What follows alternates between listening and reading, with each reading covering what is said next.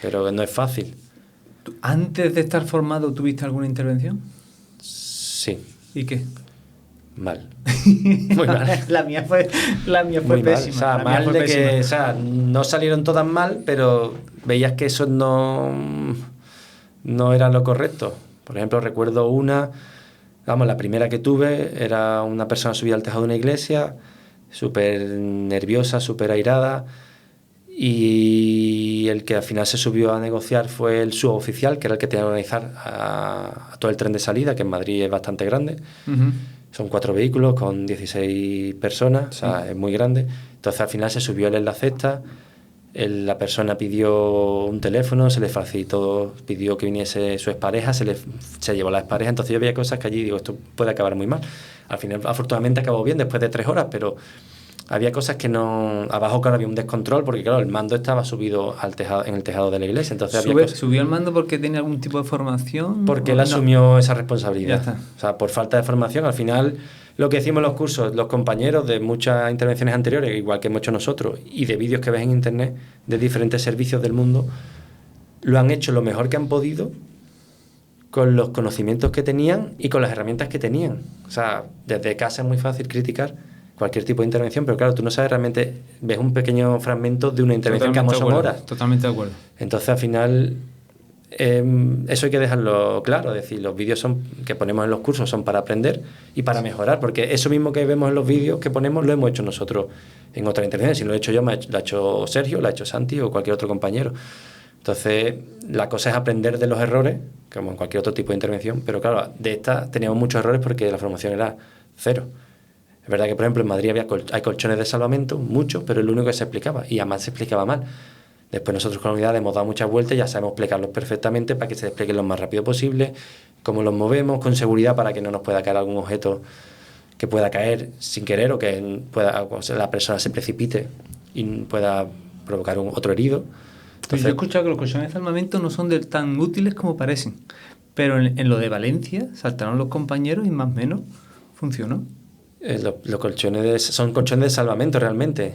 Porque sí, pero dice, son colchones para suicidas, no, son colchones de salvamento. Sí. Es como un recurso más. Sí. Y son para, por ejemplo, de Valencia. Esos colchones están amortizados. Es ideal para eso. Realmente es para evacuar en un edificio. Lo que cueste ha sido barato. Es ponerlo porque si los accesos por escaleras no son factibles, para que la gente pueda saltar, como se hacía antiguamente con una manta. Y que los bomberos tenían sus mantas de una tela un poco más resistente con asas para poder hacer esos saltos, o unas mangas que tú habrás visto en algunos museos que se metían, pues eso es lo mismo, y esos colchones son para eso realmente, para que la gente salte voluntariamente, pero en la tentativa de suicidio se colocan por si se produce una caída que no tenga consecuencias fatales, ya sea por una caída accidental o voluntaria de la persona, pero intentar evitar que se consume ese intento. Sí, porque voy a decir una tontería, esa escena de arma letal que salta con el tío esposado, eso habrá gente que considere que eso es... De hecho, es que me comentas ese vídeo, me hace gracia porque ese vídeo lo hemos puesto en muchas formaciones, claro, yo lo sé. Un poco para romper el hielo, pero que al final en la vida real han pasado esas situaciones, porque por ejemplo, uno de los miedos que hay contra el suicidio es que la gente piensa que es un delito. Vale. Y el suicidio no es delito. Pero por ejemplo, la incitación al suicidio sí es delito. Vale. Y por ejemplo, en ese vídeo incita porque dice, venga, salta, no tienes lo que hay que tener. Eso sí puede ser delito. O se ve algún vídeo también que se empuja a una persona. Entonces, eso son cosas, mitos que también en las formaciones, porque la gente tiene un poco, o sea, los compañeros tienen un poco de lío con el tema de la competencia y dónde pueden llegar, que tanto ellos como policía, como sanitarios. Es un mundo que, o sea, el suicidio siempre ha sido tabú, y es tabú, en cierto modo. Lo sigue siendo, de hecho... bueno, que sí que el suicidio es un tabú porque es que ni sale en prensa, ni el que se lo plantea lo comunica a la gente cercana para alertar o para cuidarse a sí mismo. Claro, pero es que no es fácil. No, tío, no, no es que sea tabú, es que es súper complicado decir no tengo ganas de seguir con mi vida. Es que es complicado, porque todo el mundo te va a decir... Sí, no, pero o sea, ahora te explico si no realmente... Vale, yo a ver, estamos aquí para que me corrija, que la gente que te escuche diga, hostia, pues lleva razón, ¿no? No veo salida, no veo solución. Eso es lo que No lo veo, es que no la veo. Toda ¿Por qué? persona que está- Porque llevo años luchando con una situación y ya no es que no tenga la solución, sino es que cada vez tengo más problemas. Porque, vamos a poner un caso normal. Me separo, no veo a mi familia, pierdo el trabajo, pierdo la casa. En fin, Sí, llega un entra en momento una espiral. y lo siguiente, ¿qué es lo que es? Y te llega otra cosa, porque seguramente en la vida te pasan cosas Sí. y no hay salida.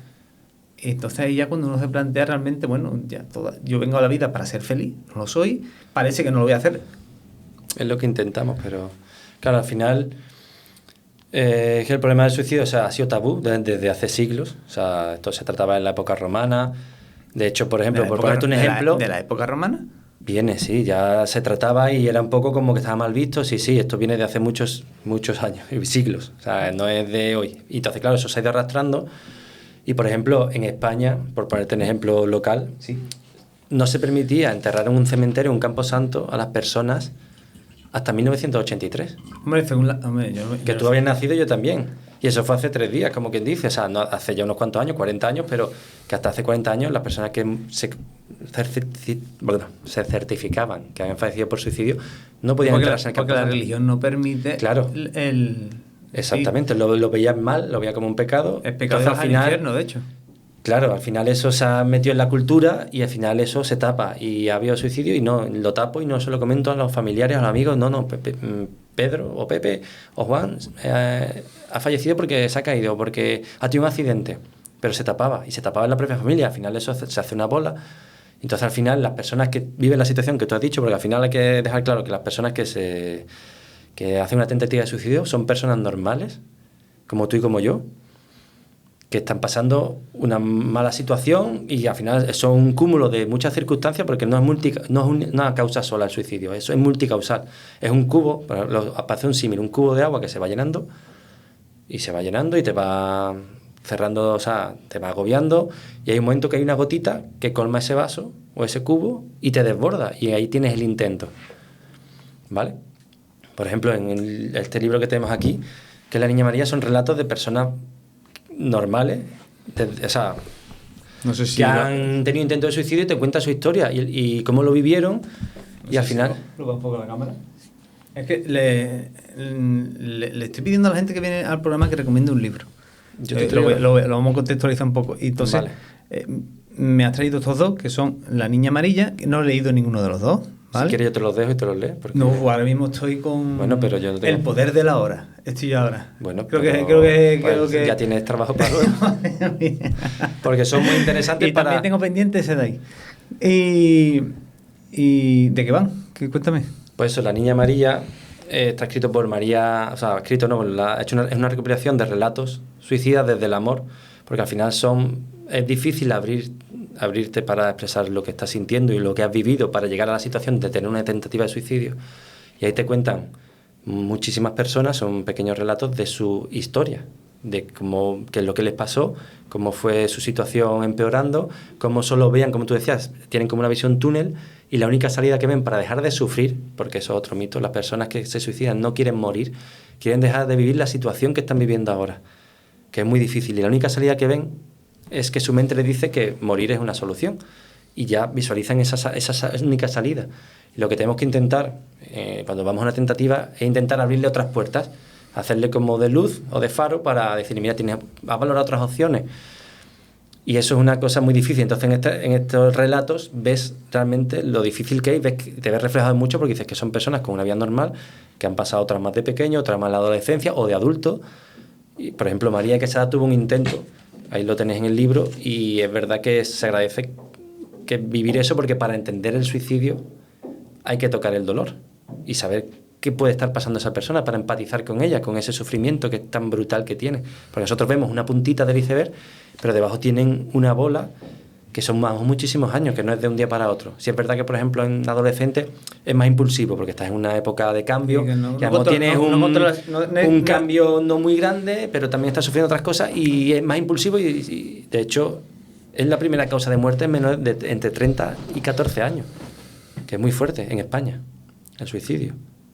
Ni accidentes de tráfico, ni enfermedades. O sea, el suicidio es la primera causa de muerte en menores de 30 años. Pues eso hay un problema social de la sociedad que hay que afrontar, porque el tema de salud mental está muy abandonado. ¿Ha avanzado dentro de las estadísticas? ¿Ha evolucionado a más? Sí. ¿O ya antes la gente se suicidaba, no hay constancia? Es decir, la gente se ha suicidado a lo largo de los años. Pero ahora estamos en una sociedad que tiende al suicidio. El problema, no, lo que pasa es que ahora se cuenta mejor. Vale. Pero sigue habiendo, y hay muchísimos más de lo que realmente se dice en las estadísticas. Ya, claro. Porque realmente las estadísticas, por decirte un número, ahora mismo, el 2023, que ha sido la última, ha habido 4.223 o 27, me baila un poco, pero 2.200 y pico suicidios en España, certificados como tal, porque ha habido una carta y demás. Pero después hay muchos accidentes, como por ejemplo caída a distinto nivel, que hay otras casi 4.000. Y casi 4.000 caídas accidentales son muchas también. Son muchas. Y ahogamientos accidentales también hay 3.900. Ahogamientos accidentales, sí. Pero en esos ahogamientos accidentales no entran piscinas y mar. Son ahogamientos, por ejemplo, con un cable o en una bañera. Y muchos de esos, si no se puede ver claramente, se cataloga como eso. Pero hay realmente la estadística, muchas veces se dice, este país tiene muchos índices de suicidio, pero vamos, ese país que cuenta mejor los fallecimientos. Claro. Y es verdad que siguen subiendo. O sea, hace 2 años eran 4.003, después fueron 4.097, y este año estamos en 4.223, y la curva sigue subiendo porque también se está haciendo más visible, que es verdad, y eso, la visibilidad y la hora de suicidio es prevención. Esto que estamos haciendo hoy es prevención de suicidio, porque hay gente que está preocupada por el tema. Esperemos. Por ejemplo, La Niña Amarilla también es una asociación que lucha contra el suicidio. O sea, no solo el título del libro, sino también tiene hecho una asociación que visibiliza este problema y hace talleres y hace conferencias, y hay personas sus equipos que ayudan a otras personas que están viviendo esa situación, y entonces son gente que ha vivido esa situación tan extrema y quiere aportar su granito para que haya personas que vean que hay salida. O sea, que no el túnel, sí, tienes esa luz ahí al final y ves como la única opción, pero que hay otras opciones que a lo mejor no has valorado, porque cuando tienes una crisis tu mente se te cierra y totalmente. Al final usar, digamos, la parte del cerebro más animal, y es sobrevivir, y quieres salir de ese sufrimiento. Claro, entonces solo ves, y para sobrevivir solo hay 3 opciones: o correr, o huir, esconderte o luchar. Y realmente cuando estás en una crisis suicida lo que haces es... Vaya, las tres opciones... Muchas lo que haces al principio las es... Las opciones, en momentos difíciles en los que la vida te da la Mucho espalda y te empuja y te golpea, las 3 opciones que tú has dado, es que ninguna es agradable. Porque huir, luchar y esconderte... Sí, claro, pero al final es lo que veis. Al final lo que suelen salir es huir y salir de esa situación, y es porque se escuchan muchos relatos o gente que ha sobrevivido que al final te dicen: lo que quiero es dejar de vivir esta situación, quiero estar tranquila o tranquilo. Yeah. Y dice: porque es que quiero descansar. Y decía: pero claro, a lo mejor no han pedido ayuda o no han sabido cómo pedirla, o la han pedido y han recibido una mala ayuda, porque como el sistema de salud mental no funciona del todo bien, pues claro, al final si vas 2 veces al médico, te deriva a un psicólogo, que además te ha tocado uno que no es un gran profesional, como en todos los servicios. Y no dice, es más adecuado, no es más claro, vamos a dejarlo ahí. Sí, hay de todo en todos los servicios, igual que hay bomberos buenos y bomberos malos. Pues al final, sí. Más profesionales, menos profesionales. Totalmente de acuerdo. Entonces, igual, si tú hayas tenido mala experiencia, pues dices: mira, pues yo no. O pides ayuda a un familiar, le comenta: mira, estoy pasando una racha. No pasa nada. Que muchas veces ya tenemos todos nuestros problemas del día a día, que alguien te venga y te cuente sus problemas, pues dices tú: ahora me va a contar que la deja con la novia, que... Y tú dices: venga, no pasa nada, nos vamos de fiesta. Y además esa persona no necesita irse de fiesta ese día, necesita que te sientes con él y que le escuches, porque al final lo que nosotros proponemos en los cursos que damos con la asociación es la escucha activa. Y de hecho nos han dicho muchas personas que hemos sacado de la tentativa, nos han dado las gracias, decir: eres la primera persona que me escucha en 2 años, en 3 años, en 5 años. Y has estado hablando encima de un tejado, encima de una cornisa, y es muy triste que alguien te diga eso, y después tú le ves y dices: tienes familiares, tienes amigos, pero al final tienen un sentimiento de soledad porque se sienten incomprendidos, porque como es una cosa mala, tabú, pues se van escondiendo, se van cerrando, y al final el hablar es decir: mira, es que esto hay que romperlo. Cada vez se habla más en los medios de comunicación. Claro, hay que hablar bien. Por ejemplo, te mandé una guía de buenas prácticas de cómo poner noticias, pero claro, hay noticias que son buenas, están bien hechas, y otras que lo que pueden hacer es lo que se conoce como el efecto llamada. Que puedes decir, no, es que si pongo una noticia va a ser efecto llamada y va a haber muchísimos suicidios. Pero eso es de una novela que hubo en el siglo XVIII. Eso es otra leyenda urbana. No, eso es real. No, que es una leyenda urbana que hace efecto llamada. Sí, esa es real, pero tiene su contraefecto.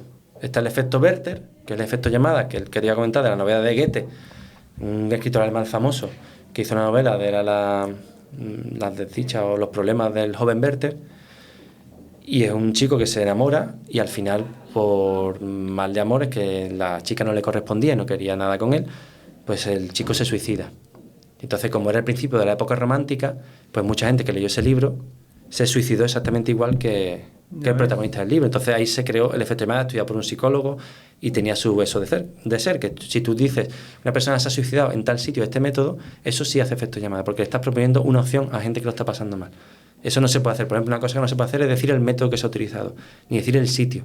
O sea, se tiene que hablar del suicidio, pero dando los detalles mínimos y no simplificando el problema, diciendo, se ha suicidado por la crisis económica. No, detrás hay mucho más seguro, para problemas familiares o fallecimientos de familiares. O sea, es un cúmulo, como te comentaba antes. Y después está el efecto Papageno, que es lo contrario. Papageno es el protagonista de la flauta mágica de Mozart, que también es del siglo XVIII. Tengo ni idea, ¿no? Sí, bueno, es para un poco de culturilla. No, genial. Y Papageno era el protagonista, que igual fue también como un mal de amores, y pensó que iba a quitarse la vida, iba a suicidarse. Pero unos amiguitos suyos del bosque, de esa historia, se ponen a hablar con él y le dan alternativas. Y gracias a esas alternativas no se suicida. Entonces, si se habla de suicidio, como hicieron los amigos de Papageno, pues se previene el suicidio. Entonces está el efecto Werther y el efecto Papageno. Entonces lo suyo es tirar del efecto Papageno para hablar bien, hacerlo visible, hablando normal, y que la gente que lo está sufriendo, que tiene esa ideación, sepa que la gente puede hablar porque no le van a tratar como un bicho raro. Es decir, no, eres un enfermo mental.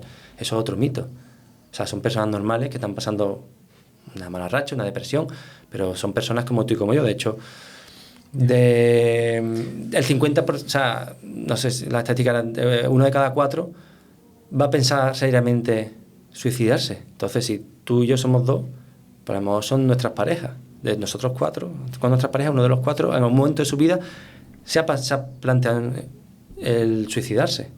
Vamos, después la ha obviado porque ha cambiado la situación, o ha pedido ayuda, o ha cambiado las circunstancias, pero que eso es... O sea, por cada intento, por cada suicidio consumado, hay 20 intentos de suicidio. Es lo que te dicen todas las estadísticas a nivel mundial. Oye, y a nivel estadística, ¿España cómo está? Pues la verdad es que no lo he comparado mucho. O sea, es verdad que también influye la cultura. Por ejemplo, en Japón culturalmente está como mejor visto el suicidio por el tema de los samuráis. En otros países nórdicos... Sí, pero por la pérdida del honor y toda esa historia, sí, imagino. Entonces está como más culturizado, como es una cosa de honor y como no está tan mal visto. De hecho, hay un bosque de los suicidios que la gente va allí. Es diferente. Por ejemplo, en los países nórdicos se cuenta mejor también, pero hay más suicidios por el tema de ¿cómo se dice esta palabra? Cosas de protección, ¿vale? No sé cómo no me sale explicarme. Sí, recursos de protección, digamos, que por ejemplo los países nórdicos están acostumbrados a estar solos en una cabaña durante 2 meses que no hay sol, entonces al final estás solo, pues no tienes una ayuda. Por ejemplo, en España es más normal, son más sociables, salimos más a la calle, somos más familiares, el ambiente familiar aquí es más, se hace más piña. Por ejemplo, una cosa que sorprendía cuando vinimos a hacer el curso aquí en Cádiz, me decían Cádiz es de la provincia con más paro de España, con muchas cosas que no van bien. No, y me decían, pero tiene los índices de los más bajos de España. Claro. Por ejemplo, eso sí lo comparamos. Y me decían, ¿por qué? Digo, pues mira, pues aquí, desde que pasan las Navidades, empiezan los carnavales, la Semana Santa, la feria, la verbena, la romería, y no acaba hasta noviembre. Y cuando llega noviembre empiezan las zambombas. No da tiempo. Y entonces al final, y es verdad que se hacen muchas barbacoas familiares, de quedar con los familiares, con los amigos. Se hace mucha piña, que en otros países cumples 18 y te vas de casa. Y ya como tu familia como que es otro plano que se queda allí. Y aquí es verdad que se hace más piña y eso es un factor de protección, que no me salía. Vale. El factor de protección, por ejemplo, que también el año pasado estuve en Colombia y me lo comentaron, y dice, aquí no hay mucho, y me hablaron de eso, de que aquí la gente se apoya mucho unos a otros. Entonces es verdad que si tú tienes un círculo que te escucha y te apoya, pues es verdad que ese índice baja, porque te sientes arropado y entendido sobre todo, que es una de las cosas que suele fallar. Y tú, Bueno, ¿tú qué opinas de la gente que dice que el que se suicida lo hace por cobardía? Eso es muy difícil. Primero es lo que me comentábamos antes. Hablar desde el sillón es muy difícil decir por qué lo hace una persona. Y yo no creo que sea cobarde. De hecho, un ejemplo que pone Sergio siempre en los cursos es de una chica que saltó y sobrevivió. Y lo que comentó es que dijo, yo lo que sentía justo antes de saltar era pena por mí. Decir, me da pena tener que llegar a esta situación para poder cambiar lo que estoy viviendo. O sea, realmente no son cobardes. Porque es que lo que no ven es otra salida. Al final es como un secuestro emocional de tu cabeza y solo ves esa opción como vía de escape para dejar de vivir lo que estás viviendo. Entonces eso es muy duro. O sea, realmente no son cobardes. Porque realmente ellos, las personas que se suicidan, por lo que hemos visto, los casos que hemos conocido, que son muchos, al final ellos no quieren causar más dolor, aunque lo causan, porque claro, hay gente que les quiere, pero ellos, además, es que cuando escriben cartas se despiden y les piden eso, que esperan verse en otro lugar, que tienen la esperanza de que vuelvan a verse. O sea, que al final hay mucha gente a la que quieren, pero no quieren seguir viviendo esa situación y no se han sentido comprendidos o escuchados o no lo han comunicado como deberían, para que las otras personas, porque muchas veces las personas, los supervivientes, que son, por ejemplo, es el otro libro, si hablamos de suicidio, que es el libro de Carmen Sánchez Alegre, es una superviviente, y los supervivientes son los familiares que se quedan cuando algún familiar o amigo ha fallecido. O sea, se dice que por cada persona que se suicida quedan entre 7 y 10, 15 personas muy tocadas. 10 o 15 personas. O sea, que el radio que se abre de familiares, amigos íntimos, parejas, entonces es duro. Y entonces, por ejemplo, María es una sobreviviente, porque sobrevivió, lo intentó y sobrevivió, y Carmen es una superviviente, que de hecho se dice que el duelo por suicidio es el duelo más duro que hay, y se llama superviviente porque se compara al sufrimiento de los que han sobrevivido a un campo de concentración. Por eso son supervivientes. Ya ves. Porque es muy duro, porque se quedan con un gran sentimiento de culpa, se quedan con muchas dudas de por qué lo ha hecho, si yo lo veía bien, porque hay muchos suicidas que la gente dice, es que no pensaba que se iba a suicidar, es que ¿cómo es un suicida? Claro. Pues cada caso de suicida es como personas hay en el mundo, cada uno es único y cada caso es único. Entonces, de hecho, por ahí hay los ingleses que son muy buenos para hacer campañas impactantes, por ejemplo, de accidentes de tráfico que tú habrás visto, sí. que son muy explícitos. Sí, totalmente. Pues hay un vídeo, no dejan lugar a la imaginación. Claro, pues hay un vídeo en el que se ven trocitos de vídeo de un papá jugando con un hijo, dos chicos jóvenes yendo a una hamburguesería y uno se pone un helado en la cabeza así haciendo la gracia, otro sale bailando en una fiesta, otros salen saltando en una piscina. ¿Cómo? Y de repente se corta y pone, esta es la última imagen con vida de estas personas. Los suicidas no siempre parecen suicidas. Y eso es así. O sea, son personas normales que a lo mejor no han expresado, no tienen que tener una depresión. A lo mejor el cambio de estado es que están súper alegres. Y dice, así antes era una persona que era tranquila y ahora está... O sea, son señales muy sutiles que a veces no detectamos los familiares o amigos. Entonces, eso es algo que también enseñamos, que nosotros damos el curso para bomberos o policías, también hemos dado algunos. Pero decimos, vosotros ya no solo sois bomberos con conocimientos para intervenir en una tentativa de suicidio, sino ya sois personas civiles, personas normales, que en vuestro día a día sois agentes del cambio. Podéis detectar a un amigo que lo está pasando mal, o un familiar, y decirle, oye, ¿necesitas algo? ¿Quieres que te escuche? Nos quedamos aquí en casa, nos tomamos una cervecita y me cuentas. Y tú me cuentas, y eso sirve de desahogo, y que esa persona diga, anda, mira, me quiere escuchar.